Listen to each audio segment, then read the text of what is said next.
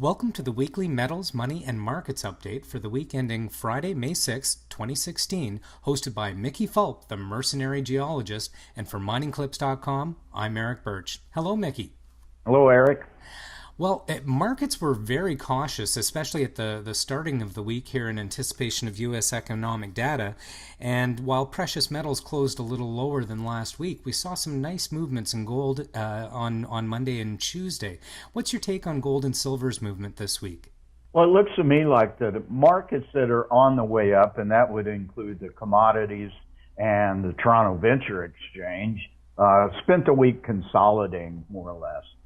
Price of gold touched 1,300 a couple of times, but that didn't stick. But it's now looks like it's past the resistance at 1,280. So the next resistance, I think, is at 1,300. Metals down a bit over the week.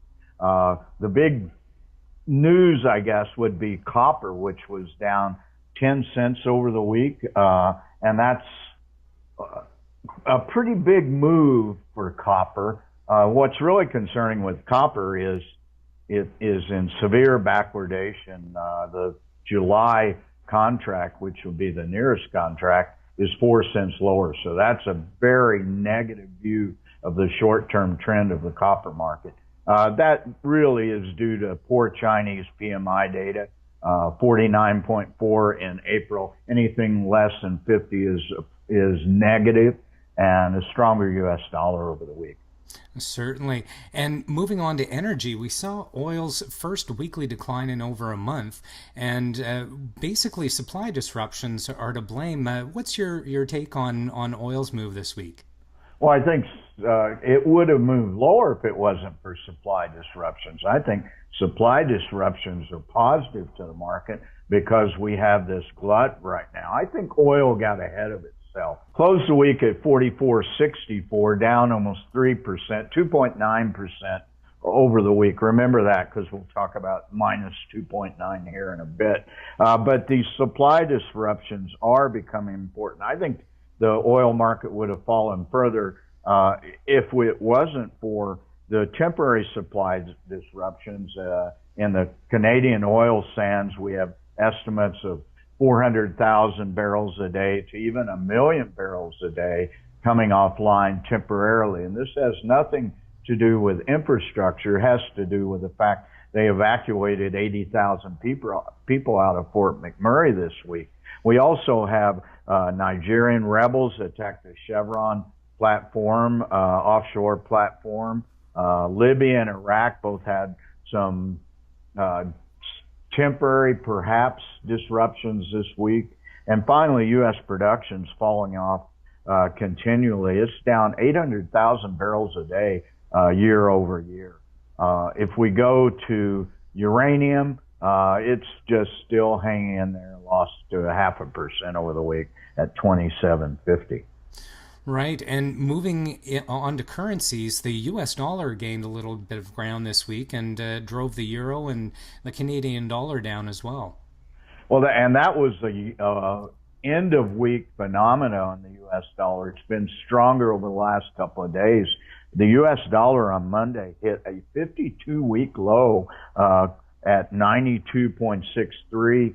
The index closed the week at 93.83, so a pretty good rally toward the end of the week. Euro, of course, is negatively correlated to the U.S. dollar. It was down a penny. The real news here, I think, is Canadian loonie, and it was down 2.9% over the week. So do the math.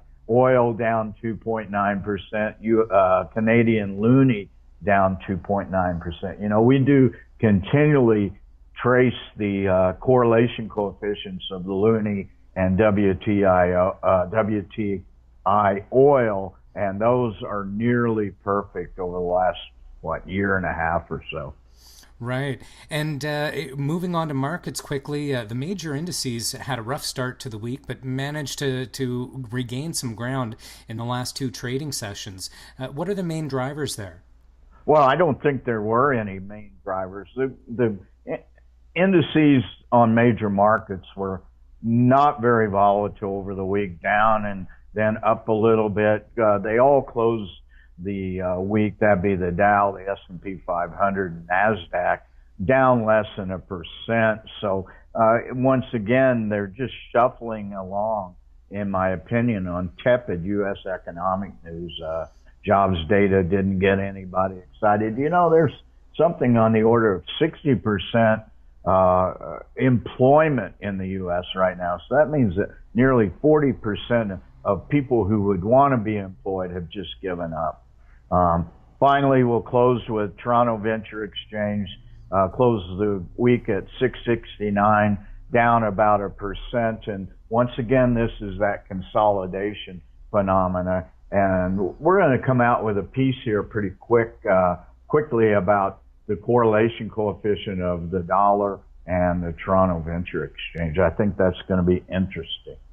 Looking forward to seeing that. Thanks for your analysis this week, Mickey, and we'll check in with you next Friday. All right. Thanks a lot, Eric. I look forward to it, and I hope we have better markets next week.